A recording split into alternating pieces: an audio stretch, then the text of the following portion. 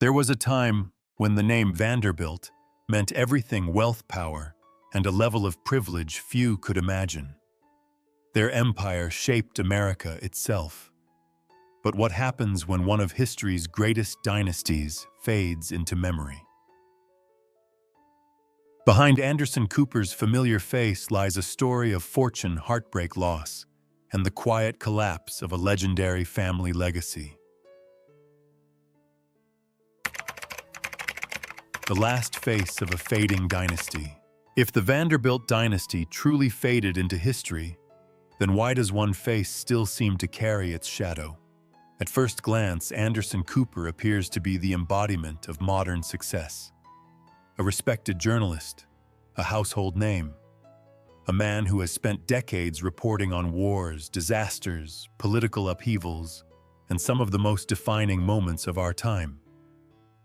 From the anchor desk at CNN to the front lines of global crises, he built a reputation that stands entirely on its own.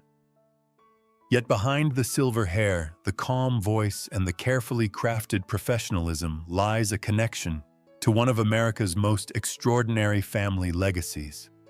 Because Anderson Cooper is not just a journalist. He is a Vanderbilt, a name that once opened every door in America. A name that built railroads, controlled fortunes, and defined what wealth looked like during the Gilded Age. But here's the irony. By the time Anderson was born, much of that legendary empire had already begun to crumble. The mansions still stood. The family stories still echoed through the halls of American history.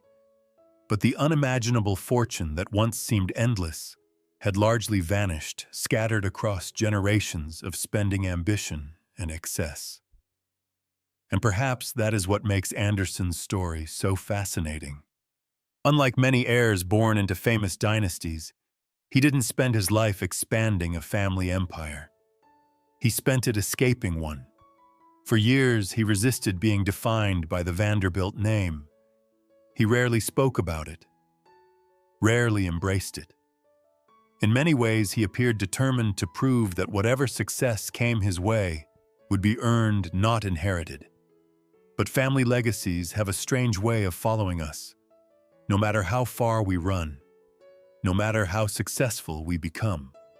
And for Anderson Cooper, the deeper he looked into his family's past, the more he discovered that the Vanderbilt story was never really about money. It was about something far more fragile. Loss, expectations, heartbreak, and the hidden cost of being born into one of the most famous families America has ever known. To understand the man Anderson Cooper became, we first have to travel back to where the Vanderbilt legend began, long before television, long before fame, and long before the dynasty's final heir was born. The man who built an empire too big to last. To understand how the Vanderbilt dynasty began its long march toward obscurity, we have to return to a very different America, an America that was still being built. Long before the family name became synonymous with mansions, private yachts, and unimaginable wealth, there was only one man, Cornelius Vanderbilt. And unlike the generations that would follow him, he inherited nothing. No powerful last name, no trust fund, no elite connections, only ambition. Born in 1794 to a modest family on Staten Island, young Cornelius grew up in a nation still finding its identity. While others dreamed of stability, he saw opportunity. As a teenager, he borrowed a small sum of money and purchased a simple ferry boat transporting passengers across New York Harbor. It seemed insignificant at the time, but history often hides its biggest revolutions inside its smallest beginnings. Driven by an almost ruthless determination, Vanderbilt expanded from ferries into steamships, challenging powerful monopolies that many believed were untouchable. Competitors underestimated him. Regulators feared him. Rivals despised him. Yet he kept winning, again and again. By the mid-1800s, his transportation empire stretched across America. Then came the railroads, the industry that would transform him from a wealthy businessman into something far more dangerous. A kingmaker. A man whose decisions could shape entire cities and industries. As the nation raced westward, Vanderbilt laid tracks across the future itself. Railroad after railroad fell under his control until his influence became nearly impossible to measure. By the time of his death in 1877, Cornelius Vanderbilt had accumulated a fortune so vast that it defied comprehension. Newspapers called him the Commodore. Admirers celebrated him as a genius. Critics saw him as the embodiment of America's brutal Gilded Age. But hidden inside his greatest achievement was the seed of an eventual downfall. Because building a fortune and preserving one are two very different things. Cornelius had created an empire powerful enough to dominate a nation. What he could not control was what would happen after he was gone.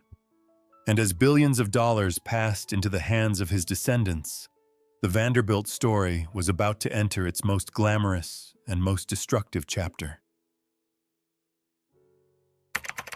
When wealth became a spectacle. If Cornelius Vanderbilt built the empire, his descendants transformed it into a stage. And what a stage it was. In the years following the Commodore's death, the Vanderbilt family inherited more wealth than most people could even imagine. The railroads kept generating money. Investments multiplied. The family fortune expanded into a symbol of almost mythical abundance. But something subtle began to change. The first Vanderbilt had been obsessed with creating wealth. The generations that followed became obsessed with displaying it. Suddenly, America's elite were no longer competing in business alone. They were competing in visibility, prestige, and extravagance. And no family embraced that competition more enthusiastically than the Vanderbilts. Along New York's Fifth Avenue, they built palaces disguised as homes. Marble staircases rose toward painted ceilings. Ballrooms glittered beneath crystal chandeliers. Entire European castles became inspirations for residences designed to showcase status rather than necessity. Then came Newport. Every summer, the nation's wealthiest families gathered along Rhode Island's coastline in an unspoken contest of luxury. Yet even among America's elite, the Vanderbilts stood apart. Their sprawling estates weren't merely houses, they were monuments to power. Perhaps no symbol captured this ambition more dramatically than Biltmore Estate in North Carolina. A mansion so vast, so extravagant, that even today it remains the largest privately owned home in the United States. More than 250 rooms, acres upon acres of landscaped grounds. A private kingdom built not for survival but for legacy, and for a while it worked. The Vanderbilt name became synonymous with American aristocracy. Society pages followed their every move. Their parties became legends. Their lifestyle represented the ultimate dream of the Gilded Age. But beneath the glamour cracks were already forming. Because fortunes built by one extraordinary individual rarely survive unchanged through multiple generations. The wealth was enormous.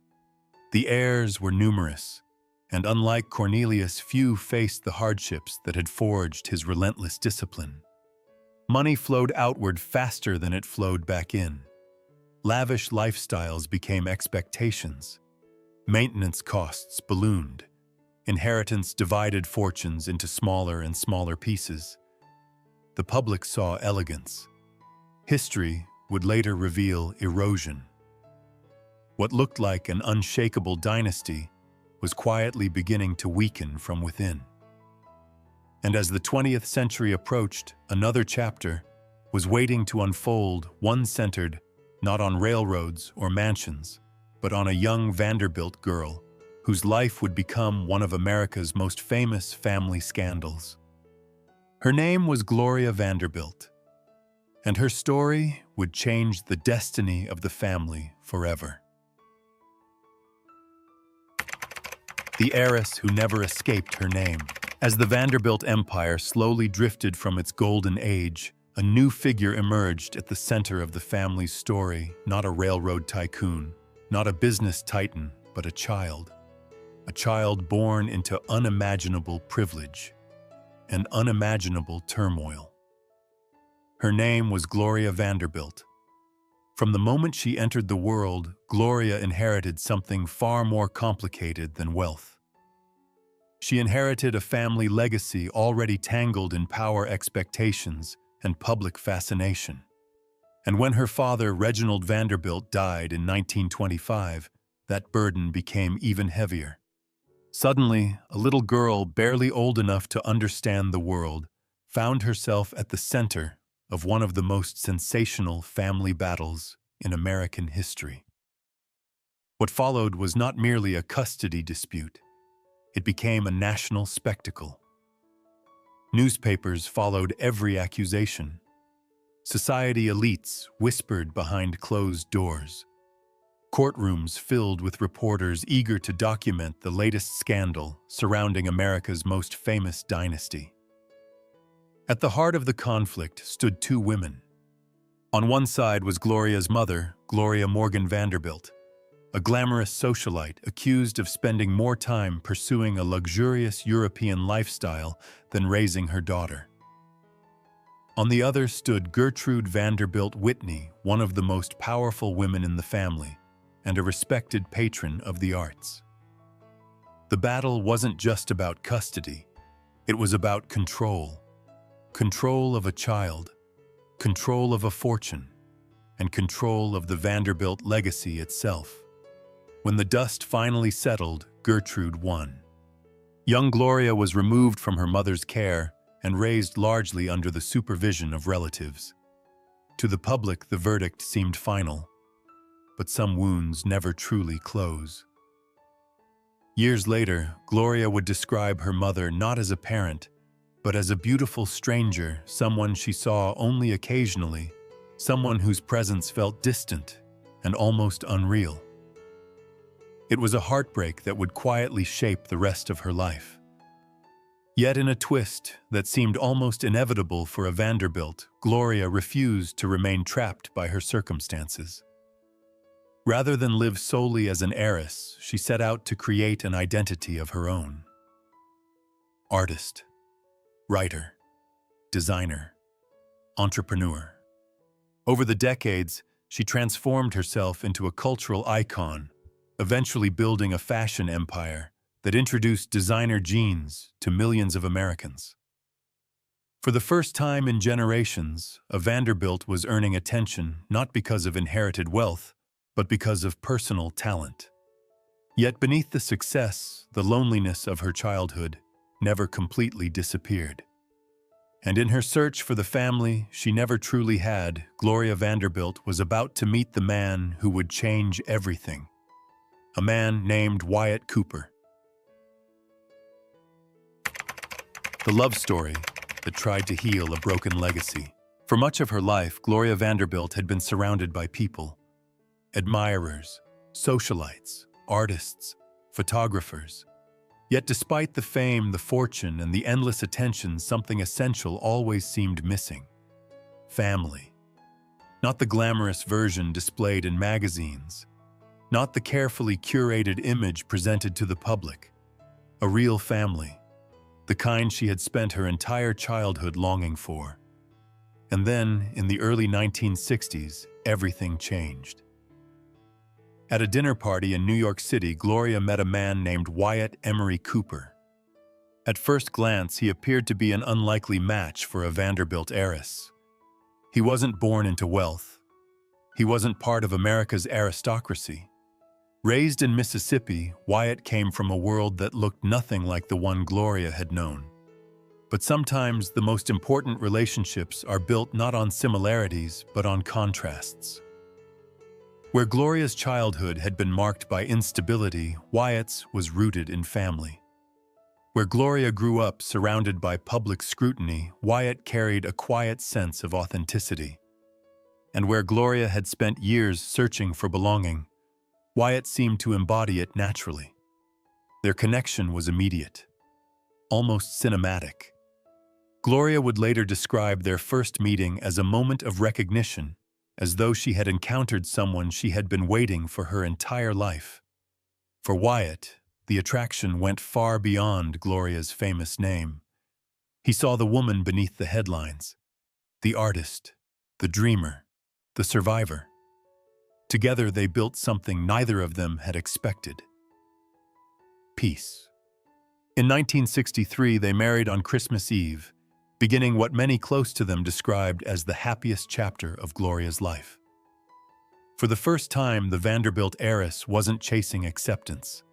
She had found it. The couple quickly became fixtures of New York society, but behind the elegant photographs and glamorous appearances was something far more meaningful. They were creating the stable family Gloria had never experienced as a child. Soon their home filled with children, laughter, and a sense of normalcy that money alone could never buy. Among those children were two boys who would eventually become central figures in the final chapter of the Vanderbilt story: Carter Cooper and Anderson Cooper. Born into extraordinary privilege, they seemed destined for remarkable lives. Their childhood would be filled with opportunity, influence, and experiences most people could scarcely imagine. But hidden behind the beautiful family portraits, another truth was waiting.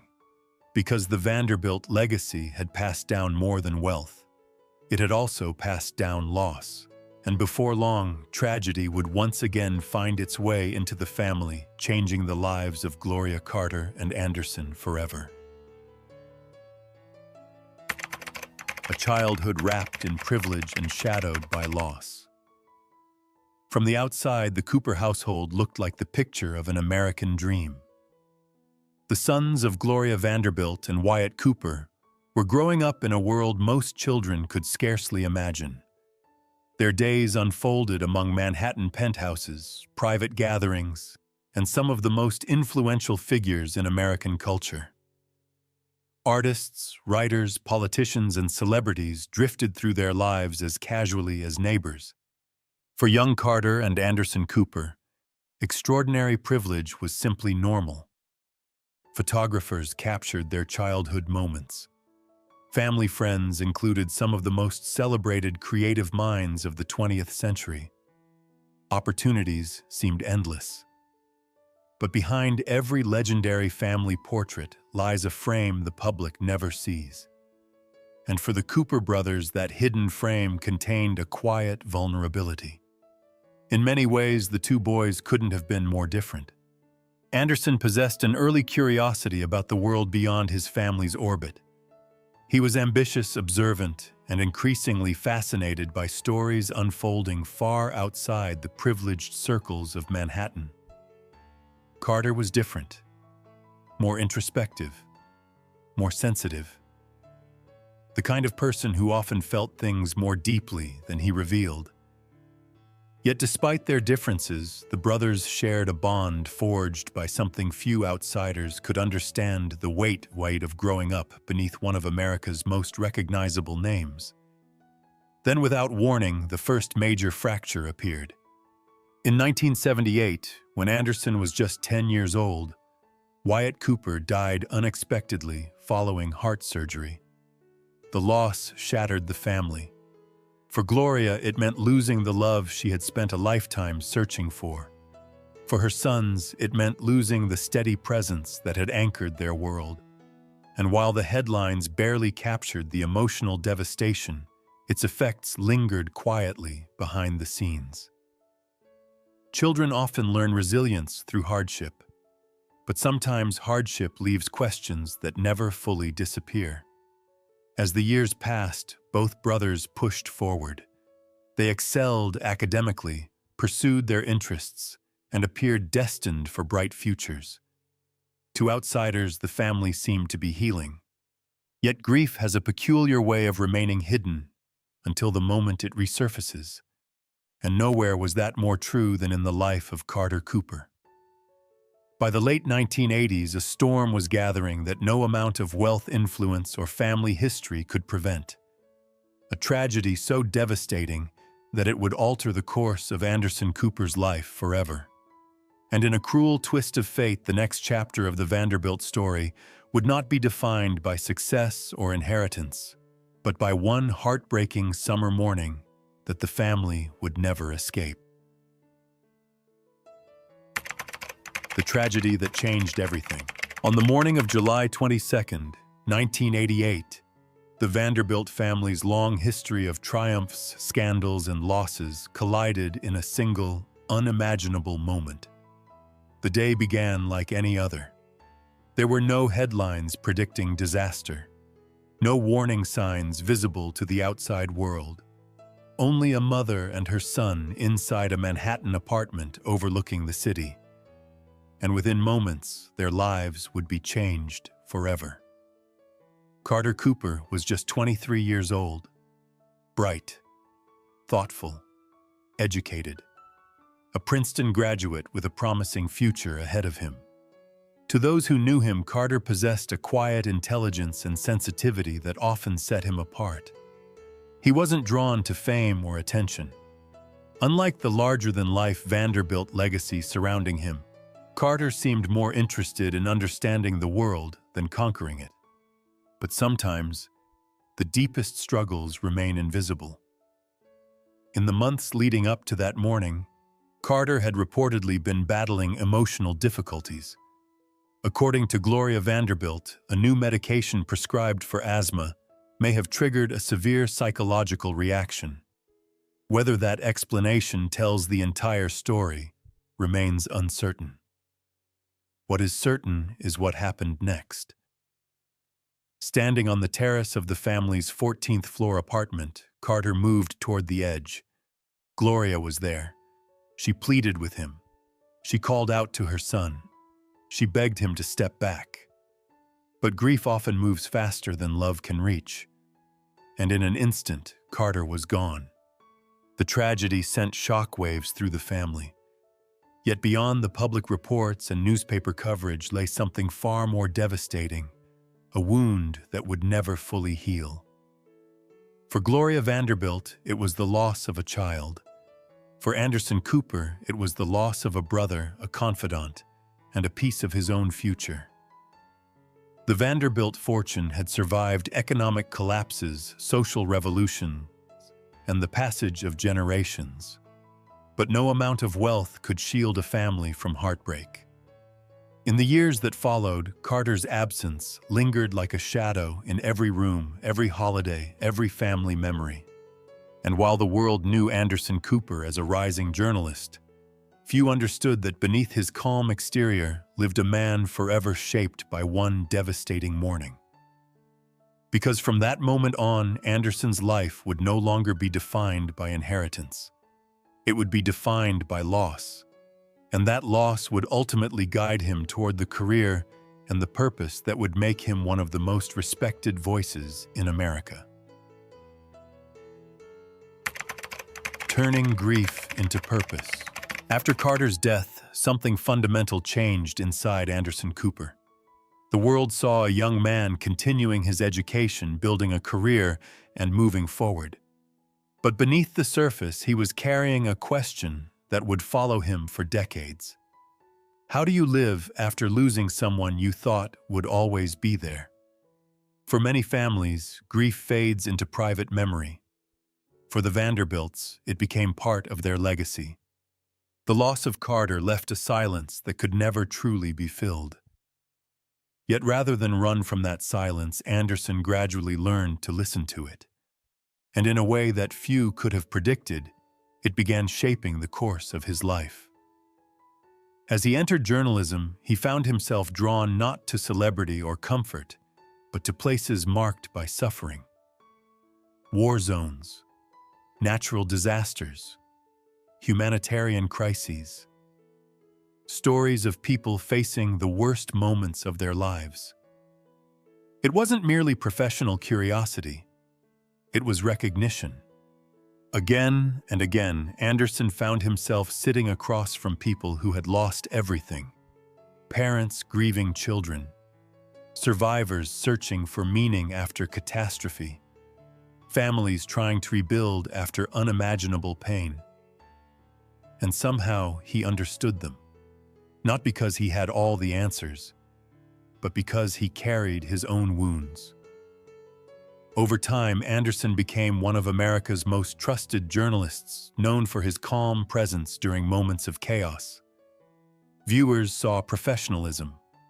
What many didn't see was the emotional connection beneath it, the empathy forged through personal tragedy. Yet grief was not finished shaping his life. In 2019, another chapter came to an end when Gloria Vanderbilt passed away at the age of 95. For most people, she was a fashion icon, an artist, and one of the last living links to America's Gilded Age aristocracy. For Anderson, she was simply his mother. Her death closed a chapter that had begun nearly a century earlier with the Vanderbilt dynasty itself. Suddenly, another piece of his history was gone. But something remarkable happened. Rather than retreat from loss, Anderson began speaking about it openly. In interviews, books, and eventually through his podcast, All There Is, he explored the subject that had quietly defined much of his life grief. Not as a weakness, not as something to overcome, but as evidence of love. The result resonated with millions because Anderson wasn't speaking as a celebrity or a Vanderbilt heir. He was speaking as a son, a brother, a human being. And perhaps that is the greatest irony of the Vanderbilt story.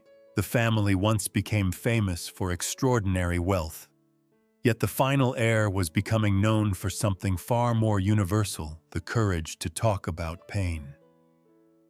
But as Anderson grew older, another transformation was taking place. For years, he had tried to distance himself from the Vanderbilt name. Now, for the first time, he was beginning to look back. Returning to the name he once tried to escape. For most of his life, Anderson Cooper kept a careful distance from the Vanderbilt name. It wasn't shame, and it wasn't denial. If anything, it was self-preservation. Growing up, he understood something many outsiders never did. A famous family name can be both a privilege and a burden. Every achievement risks being attributed to inheritance. Every success invites questions about whether it was truly earned. So Anderson chose a different path. He built his reputation in war zones, disaster areas, and newsrooms, not in boardrooms or family estates. He wanted to be known for his work, not for a dynasty that had reached its peak more than a century before he was born. And for decades, that strategy worked. The public saw Anderson Cooper, the journalist, not Anderson Cooper, the Vanderbilt heir. But time has a way of changing perspective, especially when you become a parent. As Anderson welcomed his sons Wyatt and Sebastian, something unexpected happened. Questions he had spent years avoiding suddenly became impossible to ignore. Where did his family come from? What lessons were hidden inside the Vanderbilt story? And what responsibility did he have to pass that history on to the next generation? For the first time, Anderson stopped running from the past and began walking toward it. What he discovered was far more complicated than the myths. The Vanderbilt story wasn't simply one of extraordinary wealth. It was a story of ambition, of excess, of reinvention, of loneliness, of families struggling beneath expectations that few people could understand. Most importantly, it was a story about how fortunes rise and how they disappear. These discoveries ultimately inspired Anderson to co-author Vanderbilt, The Rise and Fall of an American Dynasty, a deep exploration into the family's remarkable ascent and gradual decline. Yet the deeper he dug, the clearer one truth became. The Vanderbilt legacy was never really measured in dollars. The money had largely faded. The mansions had become museums. The empire had long since dissolved. But the stories remained. the triumphs, the scandals, the heartbreaks. And perhaps for the first time, Anderson understood that preserving a legacy doesn't mean preserving wealth. It means preserving memory. Yet even as the public increasingly viewed Anderson as the symbolic final Vanderbilt, another reality remained hidden beneath the surface. Because technically he was not the only descendant still carrying the family's bloodline. There were others. Men who had chosen a very different relationship with the Vanderbilt name. And their stories reveal one final twist in the extraordinary saga of America's most famous dynasty. More than a fortune, a legacy. For many Americans, Anderson Cooper is seen as the final Vanderbilt heir. But the truth is more complicated. Other descendants still exist, including his half-brothers Leopold Stokowski and Christopher Stokowski. Yet unlike Anderson, both largely chose lives away from the spotlight, distancing themselves from the fame and expectations attached to one of America's most legendary names. And perhaps that's the final twist in the Vanderbilt story. A dynasty that once dominated railroads, built palaces, and accumulated unimaginable wealth, but their story remains. A story that began with ambition, grew through unimaginable wealth, and endured through heartbreak, loss, and reinvention.